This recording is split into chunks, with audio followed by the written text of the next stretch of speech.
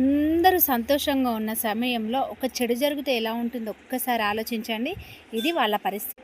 పెళ్లి జరుగుతుందన్న సంతోషంలో బంధువులు, చుట్టాలు, ఫ్రెండ్స్ అందరూ కలిసి ఊళ్ళో ఉన్న వాళ్ళందరూ ఒక దగ్గర చేరి పెళ్లి జరుగుతుందన్న సమయంలో అన్నీ సమకూర్చుకొని ఉంటే ఒక్కసారిగా ప్రకృతి వైపరీత్యం.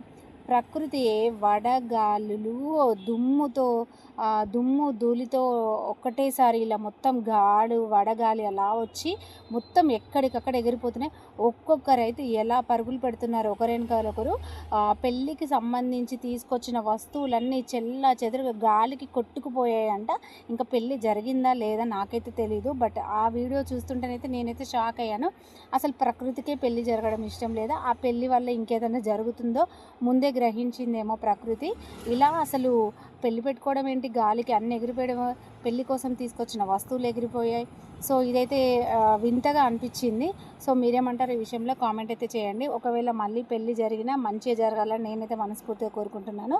సో సబ్స్క్రైబ్ చేసుకోవడం మర్చిపోకండి. కామెంట్ చేయండి మీరేమంటారో.